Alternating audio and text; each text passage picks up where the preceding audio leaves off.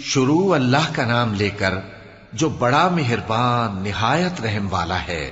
ستارے کی قسم جب غائب ہونے لگے کہ تمہارے رفیق یعنی ہمارے نبی نہ رستہ بھولے ہیں نہ بھٹکے ہیں اور نہ یہ خواہش نفس سے کچھ بولتے ہیں۔ یہ قرآن تو ایک وحی ہے جو ان کی طرف بھیجی جاتی ہے، ان کو نہایت قوت والے نے سکھایا یعنی جبرائیل نے جو طاقتور ہیں۔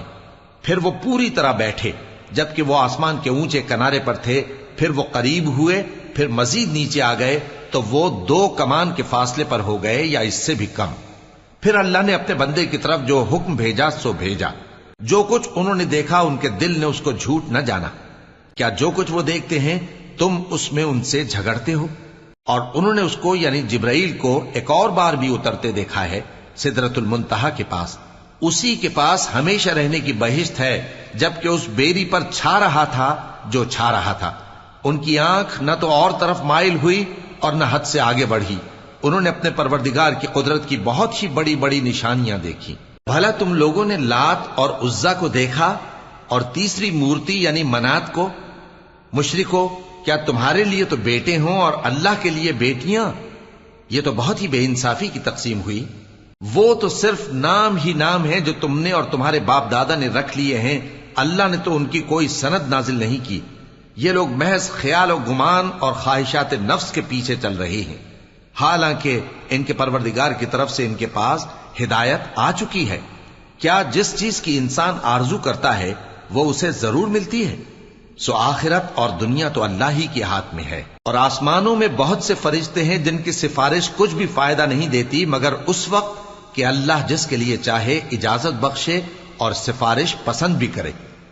جو لوگ آخرت پر ایمان نہیں لاتے وہ فرشتوں کو لڑکیوں کے نام سے موسوم کرتے ہیں، حالانکہ ان کو اس کی کچھ خبر نہیں۔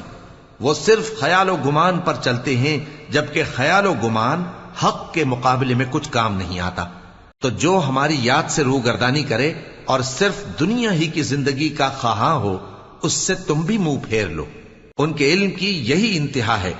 تمہارا پروردگار اس کو بھی خوب جانتا ہے جو اس کے رستے سے بھٹک گیا، اور اس سے بھی خوب واقف ہے جو رستے پر چلا۔ اور جو کچھ آسمانوں میں ہے اور جو کچھ زمین میں ہے سب اللہ ہی کا ہے، اور اس نے خلقت کو اس لیے پیدا کیا ہے کہ جن لوگوں نے برے کام کیے ان کو ان کے اعمال کا بدلہ دے، اور جنہوں نے نیکیاں کی ان کو نیک بدلہ دے۔ جو صغیرہ گناہوں کے سوا بڑے بڑے گناہوں اور بے حیائی کی باتوں سے اجتناب کرتے ہیں، بے شک تمہارا پروردگار بڑی بخشش والا ہے۔ وہ تم کو خوب جانتا ہے۔ جب اس نے تم کو مٹی سے پیدا کیا اور جب تم اپنی ماؤں کے پیٹ میں بچے تھے تو اپنے آپ کو پاک صاف نہ جتاؤ۔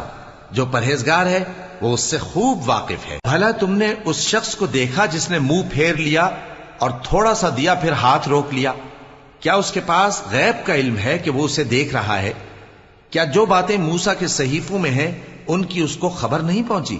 اور ابراہیم کے صحیفوں کی جنہوں نے حق کے طاعت اور رسالت پورا کیا، وہ یہ کہ کوئی شخص دوسرے کے گناہ کا بوجھ نہیں اٹھائے گا، اور یہ کہ انسان کو وہی ملتا ہے جس کے لیے وہ محنت کرتا ہے، اور یہ کہ اس کی محنت کا جائزہ لیا جائے گا، پھر اس کو اس کا پورا پورا بدلہ دیا جائے گا، اور یہ کہ تمہارے پروردگار ہی کے پاس پہنچنا ہے، اور یہ کہ وہ ہنساتا اور رلاتا ہے، اور یہ کہ وہی مارتا اور جلاتا ہے، اور یہ کہ وہی دونوں جوڑے یعنی نر اور مادہ پیدا کرتا ہے یعنی نطفے سے جو رحم میں ڈالا جاتا ہے، اور یہ کہ قیامت کو دوبارہ اٹھانا اسی کا ذمہ ہے، اور یہ کہ وہی دولت مند بناتا اور وہی مفلس کرتا ہے، اور یہ کہ وہی شیرا نامی تارے کا بھی مالک ہے، اور یہ کہ اسی نے عاد اول کو ہلاک کر ڈالا اور سمود کو بھی، غرض کسی کو باقی نہ چھوڑا، اور ان سے پہلے قوم نوح کو بھی۔ کچھ شک نہیں کہ وہ لوگ بڑے ہی ظالم اور بڑے ہی سرکش تھے، اور اسی نے الٹی ہوئی بستیوں کو دے پٹکا، پھر ان پر جو چیز چھا گئی سو چھا گئی۔ تو اے انسان، تو اپنے پروردگار کی کون کون سی نعمت پر جھگڑے گا؟ یہ پیغمبر بھی پہلے کے خبردار کرنے والوں میں سے ایک خبردار کرنے والے ہیں۔ آنے والی یعنی قیامت قریب آ پہنچی، اس دن کی تکلیفوں کو اللہ کے سوا کوئی دور نہیں کر سکے گا۔ اے کافرو، کیا تم اس کلام پر تعجب کرتے ہو اور ہنستے ہو اور روتے نہیں؟ اور تم غفلت میں پڑے ہو تو اللہ کے آگے سجدہ کرو اور اسی کی عبادت کرو۔